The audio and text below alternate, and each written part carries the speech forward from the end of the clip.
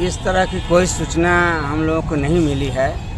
जो हम लोग आंदोलन में है, इस आंदोलन के बाद जब से हम आंदोलन में आए हैं, सरकार इसके बारे में क्या सोच रही है, कुछ भी सूचना हम लोगों को प्राप्त नहीं है। उनके प्रतिनिधि आते हैं जो विजिलेंस के लोग हैं और वो अपना रिपोर्ट देते होंगे, लेकिन सरकार के तरफ से कोई सूचना हम लोगों को नहीं मिली है। हम अपनी बात आपके माध्यम से सरकार तक पहुंचा रहे हैं कि उस पर सरकार क्या विचार कर रही है, ये हम लोगों को अभी तक पता नहीं। इनकी भी समस्या है कि बाल सिपाही बहाल होते हैं अनुकंपा के आधार पर। सेवा काल में जो सिपाही मर जाते हैं और उनके बाल बच्चे नाबालिग रहते हैं तो सरकार बहाल कर लेती है बाल सिपाही के नाम पर।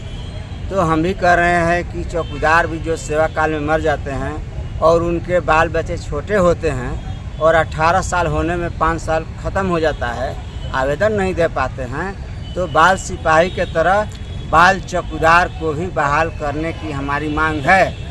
और ये कार्यरत चौकीदार लोग हैं, इनके बारे में हमको यही कहना है कि एक ही मुठभेड़ में सिपाही शहीद होते हैं, चौकीदार शहीद होते हैं, तो सिपाही का राजकीय सम्मान मिलता है और चौकीदार को दाह संस्कार में सरकार के कोई प्रतिनिधि नहीं पहुंचते हैं, उनको किसी तरह का सम्मान नहीं दिया जाता है।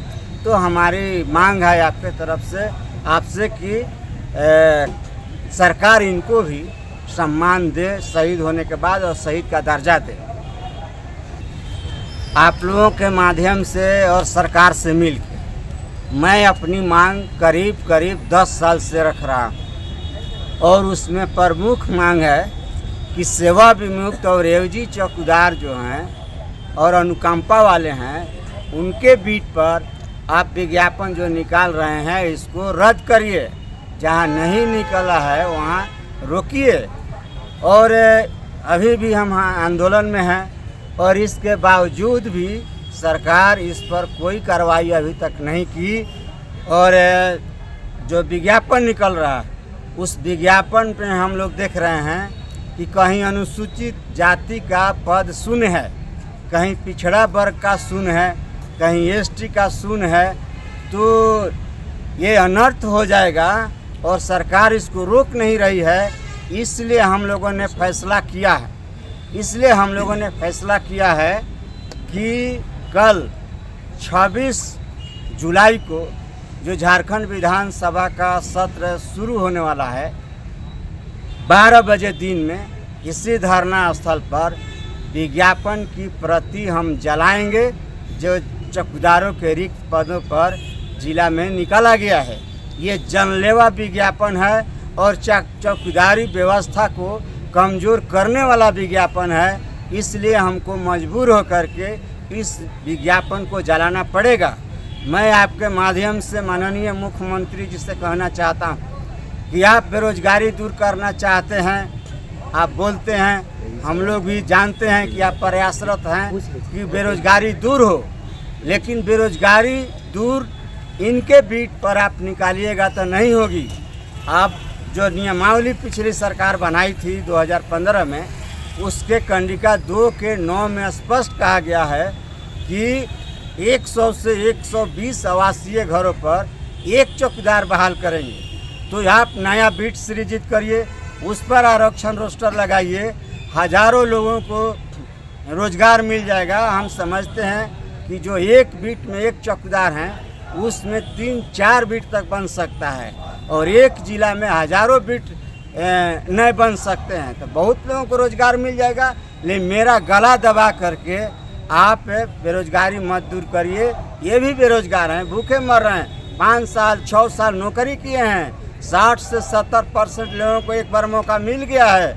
जो बचे हुए हैं उनको मौका देने के लिए हम लोग बात कर रहे हैं। हम लोग सरकार को चेतावनी ही दे रहे हैं कि हमारे जो रिक्त पद है उसके जगह में आश्रित को बहाली करना है, सरकार का जो आदेश है उसके तहत। और ये विज्ञापन ज़बरदस्ती निकाल कर बहाली किया जा रहा है, वो हम लोगों के लिए न्याय नहीं हो रहा है, अन्याय हो रहा है। आपको बता दें कि ये क्षतिपूर्ति के आधार पर एक मौका दिया गया है। ये क्षतिपूर्ति है क्या? हमारे राष्ट्रीय अध्यक्ष दिवंगत राम अवधेश सिंह 18 वर्ष सरकारी कर्मचारी बनाने के लिए लड़ाई लड़े चौकीदारों के हक में, और 18 वर्ष लड़ाई लड़ने के बाद सरकारी कर्मचारी जब हम लोगों को बना दिया गया सरकार के द्वारा, उसके बाद वंश के आधार पर ख़त्म कर दिया। तो जो सरकारी हो गए और 18 वर्ष लड़ाई लड़े, 2 रुपये 3 रुपये तनख्वाह पा करके, तो उसको क्या मिला?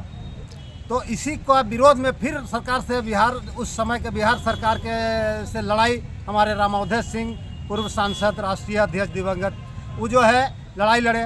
उसमें हमारे नेता कृष्णदयाल सिंह भी थे, डॉक्टर संत सिंह थे। हम लोग के पूर्वज जो है हमारे दादा परदादा पटना गांधी मैदान में जाते थे लड़ाई के लिए, सरकारी बनने के लिए।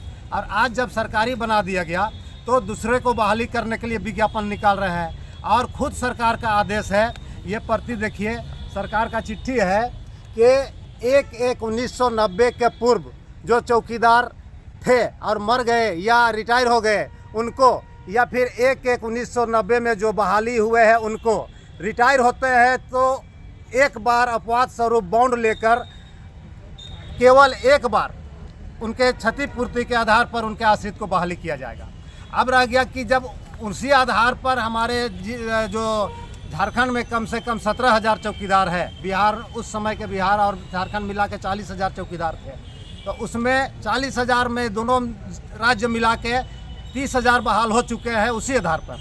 तो आज जो 10,000 बच गए हैं उनका बहाली अगर नहीं हो रहा है तो यह न्याय नहीं हो रहा है, तो यह न्याय थोड़ी हो रहा है चौकीदार के साथ। मेरा तो एक ही मांग है कि आप केवल एक बार उनको बहाली कर दीजिए जो 1/1/90 के बाद रिटायर किए हैं। उसके बाद आप बहाली विज्ञापन निकाल करके कीजिए। जो सरकार रघुवर दास के सरकार के समय में कानून बना है कि 100 से 120 घर में एक चौकीदार बहाली किया जाएगा, उस पर आप रोजगार दीजिए चौकीदार को। हम लोग भी सपोर्ट करते हैं। जहां एक चौकीदार अंग्रेज के ज़माने में थे, जिस बीट पर, आज उस बीट पर कम से कम उस समय 10-20 गो गाँव घर था, आज वहाँ एक शहर बस गया है, 2-2 4-4 गाँव बस गया है। तो वहाँ बहुत ज़रूरी है चौकीदार को बढ़ाने का, बीट बढ़ाने का। आप नया बीट बनाकर बहाली कीजिए। लेकिन हमारे जो पुराने चौकीदार रिटायर किए हैं उनका जो बहाली के लिए आप एक मौका दिए हैं, एक मौका उसको बहाली कीजिए। और ये जो विज्ञापन निकाला है इसको हम झारखंड राज्य दफादार चौकीदार पंचायत के ये धरना स्थल से बिल्कुल विरोध करते हैं। और कल इसका पर्ची जलाया जाएगा सरकार को दिखाने के लिए। और आने वाला समय में अगर सरकार हमारी मांगों पर विचार नहीं करती है, हम लोगों के साथ वार्ता करने के लिए अभी तक किसी प्रतिनिधि को नहीं भेजा गया है, ना ही कोई हमारे प्रतिनिधि जो चुन के आते हैं हमारे इलाकों से, पूरे झारखंड से, कोई प्रतिनिधि अभी तक यहाँ हम लोगों का हाल चाल पूछने नहीं आए हैं। यहाँ बारिश है, मच्छर है, तमाम तरह के परेशानी में हम लोग बैठे हुए हैं और कोई भी प्रतिनिधि अभी तक नहीं आए हैं। हम इसका निंदा करते हैं और हम चाहते हैं कि माननीय मुख्यमंत्री हमारी बातों को जल्द सुने और अब वार्ता करते हुए हम लोगों को आंदोलन को समाप्त कराएं।